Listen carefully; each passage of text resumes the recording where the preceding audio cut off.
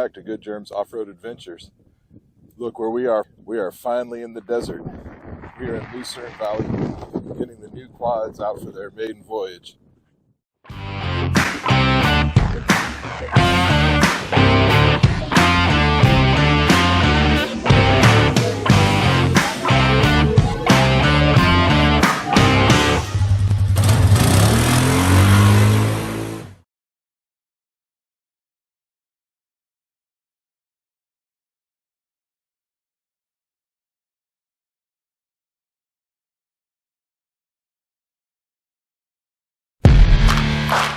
Now that we have our thumbs up, let's go.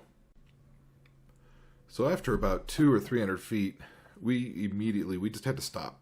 And not because of any problems, but we had to stop because the ride was so plush, we couldn't help but to stop and talk about it.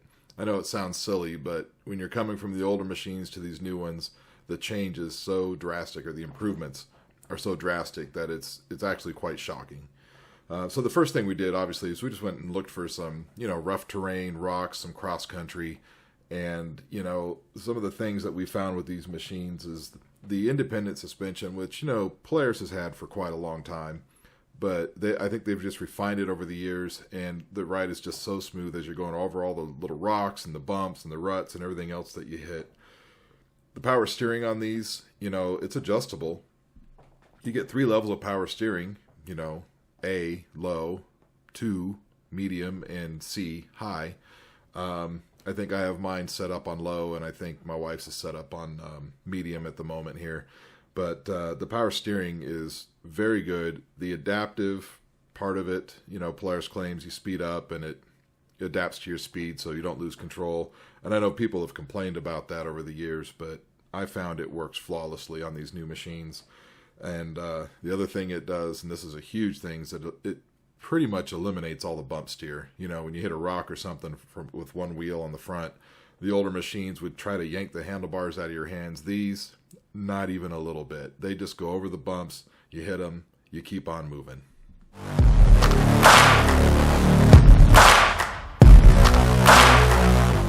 Another great benefit to the power steering, working as well as this power steering does, is the handling. You can effortlessly navigate all the tight trails and anything you want to do. Additionally, the older machines, you would find that they would understeer, or they would push when you go into corners. They would try to push wide a little bit, but these just seem to go wherever it is you point them.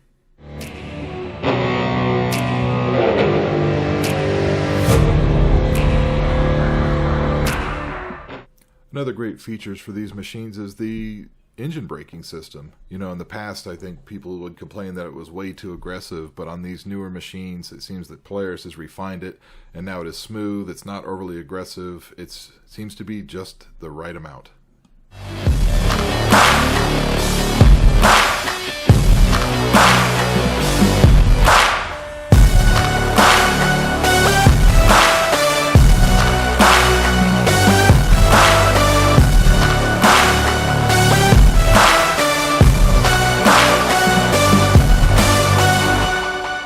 Well, it's a week later. We are back out in Lucerne Valley. We're doing an extended first and a half, maybe second ride on our brand new 2022 Polaris Sportsman 570s. Let's get out and ride.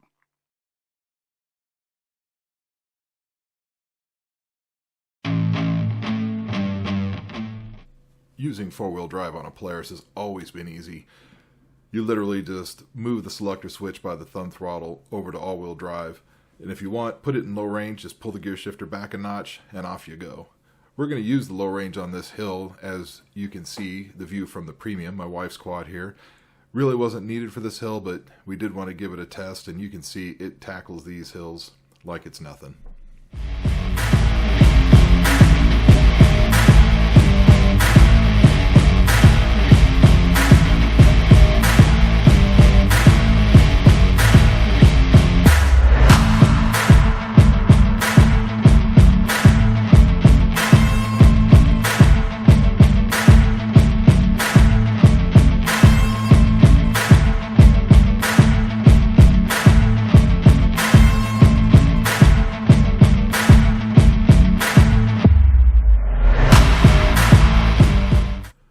this hill is going to give us a much more practical test of the four-wheel drive system.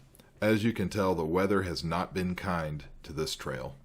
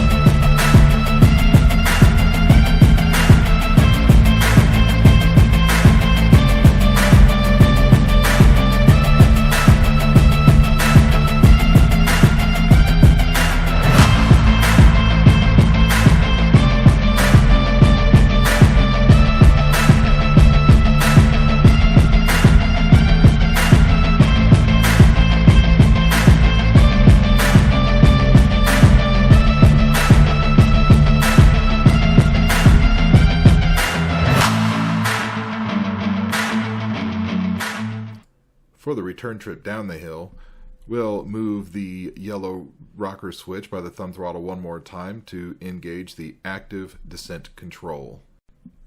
With active descent control engaged, when you go down hills like this, quite honestly, you have to use the throttle to actually keep it moving. You'll see a couple of times here, and I don't advise anybody do this, but as you can see right here, completely let go of the handlebars, and we almost come to a stop. This is a great feature. It makes going down hills so much easier. You're not riding the brakes or even worried about having tires lock up or sliding out of control.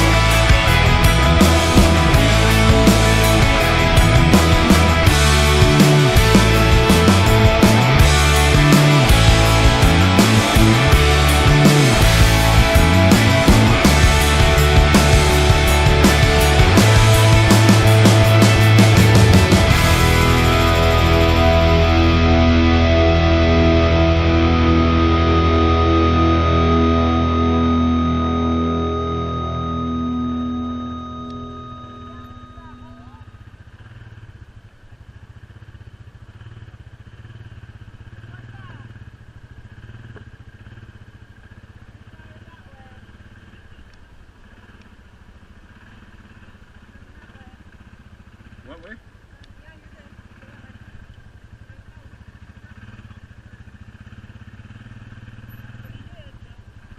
Jesus Christ.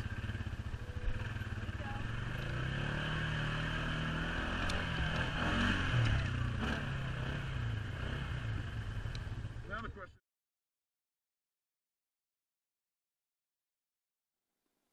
Thanks for joining us out in the desert. You came along with us to Lucerne Valley, and then again to Lucerne Valley, a little bit in Barstow. We went to Sand Hollow in Utah. So we've had the machines through some different terrain, some sand, some rocks, some washes. We avoided the water. I don't like mud. You know, I'm a desert rat. We don't care for the mud. So for all you mud guys out there, I'll let you make the mud videos. That's not for me. First impressions, you know, the two machines, they're really similar. I know the front suspension is very different, but to be honest, they're not that different. I still do prefer the trail, mainly because you get the winch from the factory. You get the little bit more ground clearance in the A-arm section because it got a little bend and an arch. You have the fancy headlights, which honestly don't light up much better than the standard halogens do without, you know, the add-ons that we did. Would I buy them again? Absolutely. You know, the wife and I, when we bought these, we had them probably at least a month before we were able to get them out in the desert. And you know, when we first unloaded them, our immediate thought was, I really hope it was worth the money buying these new machines as opposed to just, you know, working on the old ones. And let me tell you, it was worth it. I would do it again. Would I get, you know, a trail versus a premium? Again, I like the trails better. A little funny story about that. When we contacted dealers trying to find these, and first off, trying to get Polaris Sportsmans in Southern California is really difficult. There's not a lot brought down here. But initially, the dealer that I went through had 2 of these trails on order, so I went ahead and placed the hold on both of those machines. Well, when apparently when the shipment showed up, Polaris didn't bother to send 2 of these. They sent this one and this one. So originally, this would have been 2 black trail edition models, but you know, we're happy. We spent a little bit less money, and honestly, the wife didn't care about all the features that I care about, so it worked out in the end. All right. So choosing between the different models, the different engine sizes, you know, you've got the 450, the 570, the 850, the 1000. Which one should you get? I'm not going to tell you which one you should get. Look at what you do. Look at the kind of riding you do. If it's just mild trail riding, the 450 is probably plenty. Work around the farm, the yard, 450, probably plenty. I wanted the 570. I wanted a little bit more power. Plus, with the 570, you could get more of the features with the wheels, the tires, you know, the winch, the guards, all the things that we want. Power-wise, the 570 has plenty of power for everything that we do. It'll climb all the hills. You know, I don't need to go 80, 90 miles an hour. So far, these things are topping out right around 60 miles an hour. That's plenty fast enough in the dirt. Don't need to go faster. Maybe you do need to go faster. I personally don't need to go any faster than that in the dirt. The 850s and the 1000s, you know, it would have been nice to buy an 850 or a 1000, but to be honest, for me, the cost doesn't justify buying those bigger machines. So we'll let you know how these things are doing once we get to the 1-year mark. In the meantime, we're going to look forward to doing some adventures, see where we go from here. Thanks for watching. Ride safe, and, you know, see you later. Oh, before I forget, it would be super helpful if, you know, you click on the subscribe button and maybe give us a like. All those things really help.